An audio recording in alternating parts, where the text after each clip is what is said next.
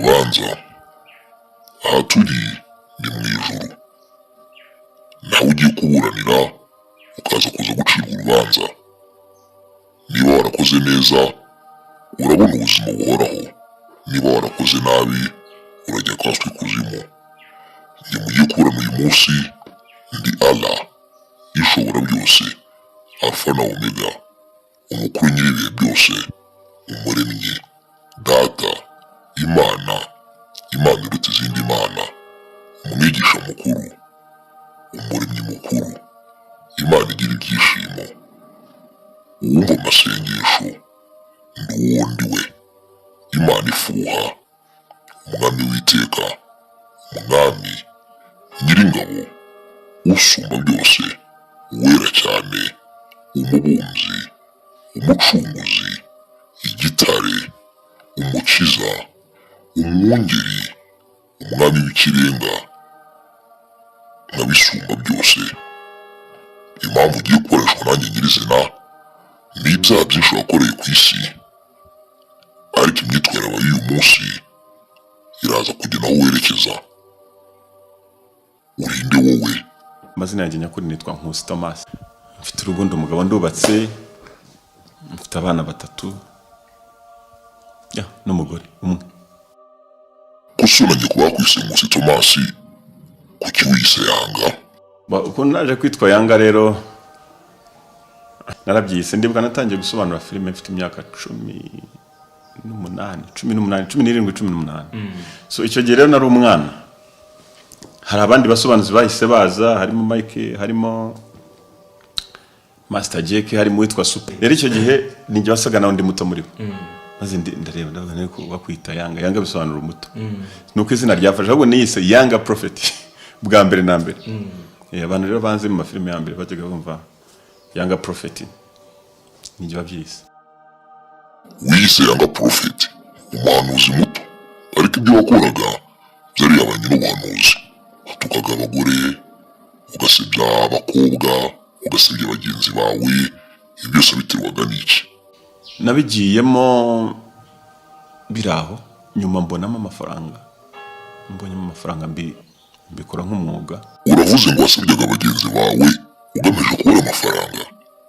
Ese ko wari umwana muto, ababyeyi bawe bari babizi cyangwa yarabigizemo uruhare? Mu by'ukuri nta mubyeyi wigeze akora ibyo bintu. Kuki wakoraga ibintu usunanye ku batakoze? Si ukuramira ababyeyi cyangwa kwigira igayi? Reka ibyo tubyihorere twinjire mu rubanza neza. Mu byo ushinjwa harimo gutukana, harimo guhemuka ndetse no gusererezanya. Ibyo urabyemera, uravuge ngo oya. Bimwe muri ibyo ni ibi: aka gafilime nkatuye undi mutindi witwa Pipi, n'ikindi wajya bafitanye isano cyitwa Mamaji. Bose bateye nabi, wajya bagonzwe na torotoro, baba bafite ijigo rimwe. Narumiwe.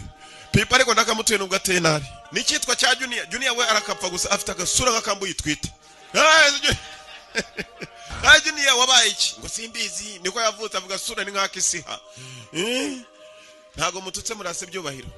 Aka gafilime nkatuye abakobwa bose bakunda udufilime twa Yanga, cyane cyane abafite amabere wajyaho n'ibitambaro. Bamwe baza kugusura mu rugo ukamubwira uti zimyabuja akagikura ngo akongera agapfurika Afrika. Cyane cyane b'inyamirambo kandi ahitwa za Matimba sha. Agikura akagira gutyo kana. Ubwo yaje kugusura uti sheri ko wigire buje wayijimije. Agapfunyura ikibere kikavayo. Cyaje mfite umuyaga shawo. Akongera agapfurika Afrika. Ubundi mwajya kubyina mukabyina muri hehe? Wenda mukabarika mukubita umwice k'inyamirambo haruguru hari abacuruza ingurube hafi y'umusigiti. Mukabyina ukajya gutyo ukabona ikibere kirasimbutse ngo kiyagahuruka kongera gasubizayo. None sararimba shawo. Ukajya ngijwi riraturuka mu gahanga. Ni Nkusi kagenda. Nimwe nigeze kwako no buriya ni inshuti yanyu nawe nore uburimo guhebeba nibiki. Ni Nkusi kagenda. Ariko burya baravuga ngo muri Bible haranditse. Muri Bible haranditse? Handitse ngo iki? Wakora ibyo byose utazi ko muri Bible handitse? Muri Bibiliya dore ndayigendana. Ni ijambo nkunda cyane. Kuko iri jambo ni ukuri kandi ni rizima.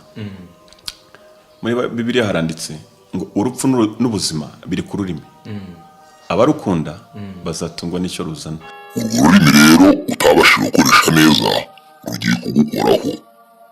uyu munsi wagaragaje impinduka mu buzima bwawe, watewe n'iki guhinduka ukemera gukizwa.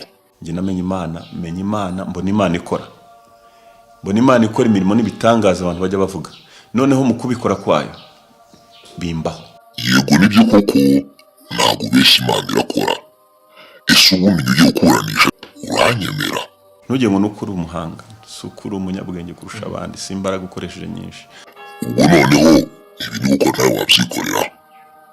ndi umuhanga, ndi rurema, ndi rugira, nkaba ushobora byose. ese ubundi wamenye ryari? narakijijwe nkizwa 2013 nkasenga biraho, nkajya gusenga ejo ugasanga nanyoye inzoga. najyaga nsengera ahantu henshi nasengeraga ahantu henshi. ndibuka nakunze kujya nsengera CLA, Christian Life Assembly, ndi kumwe na madamu. ariko nashakaga Imana, icyo gihe nashakaga Imana. kuva icyo gihe nakomeje urwo rugendo rwo gushaka Imana, ariko nkashaka Imana nanasinda. hari igihe nabaga nanyoye wine, nanywaga vegewe nkasinda wine, ve gusa nkayisinda pe. tekereza kujya kuri revo unywa ve ugasinda, noneho ejo hangover ikamfata nkayirirwa umunsi wose mpaka nijoro, nkajya muri sauna ngo kanga. urakoze kwirata ubusinzi, ibyo tubigushimire. oya, n'ubwo wari wakoraga kandi wari uzi Imana, warambangikanyaga ukamfatanya n'ibindi. uzi ko ndi rurema, ayo ni amakosa akomeye yari gutuma ujya ikuzimu, ugasanga Satani wakoreraga umumbangikanya nawe. yanga, uyu munsi niki cyakwemeza abantu yuko wajya gusenga cyane? njye najyaga njya no mu misozi gusenga. ibi abantu bumva ngo bajya Kanyarira, hari abantu twahuriye Kanyarira barambaza bati yanga nawe ujya hano hantu, ariko ibi byose nkabikora nihisha nshaka Imana. abo bantu kuvuga bakubona kujya Kanyarira waberekana? harimo Mike, harimo Master Jack, harimo witwa Super, ariko muri abo bose akaba Master Jack ni papa wa Nkusi Arthur Mazimpaka Kennedy. Mazimpaka Kennedy. icyo gitsinze, ufite ubuhamya, ufite gihamya. reka dukomeze urubanza. ni byiza, uri kwitwara neza mu rubanza. ni iby'agaciro kuba waramenye Imana, ariko nawe nubwo wamenye Imana wararemye ku isi, wiha ububasha nawe udafite, wigize umuremyi nawe. nararemye byarabaye. ni icyaguteye kurema aya magambo? ese ubundi wayaremye ugendeye kuki? uko nagiye nyarema rero, ndibuka hari nk'ijambo naremye n'uyu munsi. ugiye ahantu muri resitora ushobora kugira icyo ukumva umuntu aravuze ati ariko ngiye kujya kwa Myasiro. uwo Myasiro ni umuntu umwe wabaga mu Giporoso, yari afite resitora. ndibuka nize mu Giporoso hariya i Remera, sinzi abahazi barahazi. nize mu Giporoso muri primaire 95 na 6. noneho twava mu ishuri tugaca imbere ya resitora y'umugabo witwaga Myasiro. ngiye gusobanura nkibuka Myasiro ukuntu yagiraga abakiriya benshi, nuko Myasiro yafashe. mbese nashoboraga kureba ikintu nkakiremamo ikindi. noneho hari ukuntu umuntu wabonaga atambuze, nashoboye guhindura amagambo muri sense wabaga uyazimo, nkayazana muri sense muri filime, kandi agafata intera. tuvuge nk'urugero rw'udutafari. amatafari murayazi. amatafari nagize gutya, nkareba umuntu wambaye gusa hamwe bari kuri za beach no dore udutafari. ijambo naryo rifata imbaraga. uko ni ukwishyira hejuru, wikumva ko waremye. na Satani kuri ubwibone bwe yifuza kurema abantu, byatumye ajya ikuzimu. wikwishyira hejuru rero, nawe ushobora kuba ufite imikasiro nk'uko wajya kubivuga. yanga, uyu munsi turi kumwe, ariko ejo sinzi aho uzaba uri. hari no kuvuga yuko ugiye gusubira mu nzira wahozemo. ikindi kintu ushinjwa ni ukugumura abantu, ubasaba guteza utwabo bakuzanira urye. wabiterwaga n'iki? amafaranga. uri kumbanga, wabaye indyarya cyane, unyereka ko uri uwanjye, ubundi ukareka Satani kuri wowe. ubundi watangiye gusenga neza ryari? narakijijwe nkizwa 2013 nkasenga biraho, nkajya gusenga ejo ugasanga nanyoye inzoga muri uru rusengero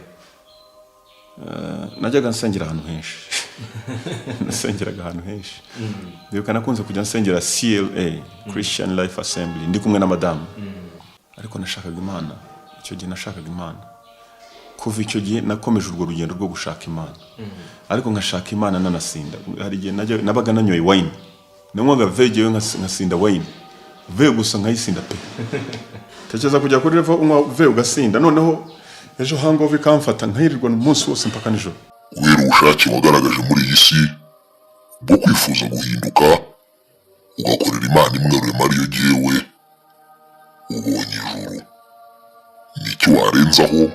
Mana twongeye gushima n'ukuri Mana uri Imana nziza urera Mana nzima holy is you Lord God Almighty uri Imana ikomeye Mana ndagusabye muri aka kanya ndimo gusengera abantu barimo kureba iki kiganiro Uwiteka Nyiringabo bagenderere abarwayi bakize Mana n'ukuri uko wanyijije kansa ukiza bihebye muri aka kanya barwaye indwara zidakira abavuga ko batazakira ubereka kuri Imana abavuga ko bitazashoboka kubereka kuri Imana abari mu cyiciro cya mbere mwami Imana bazamure bajye mu byiciro byisumbuye bajye mu cya kabiri mu cya gatatu ndetse n'icya kane maze tuzongere guhura bashima izina ryawe bazongera kumbona habwa icyubahiro Mana nzima n'ukuri nzamuye icyubahiro cyawe uri Imana ikomeye mu izina rya Yesu nseze nizeye ko hari ibyo ukoze amen. Wowe twari turi kumwe mu cyumba cy'iburanisha iri sengesho asenze nawe ari kuyirweho wahabwa umugisha n'Imana kandi urwaye akire munizere Imana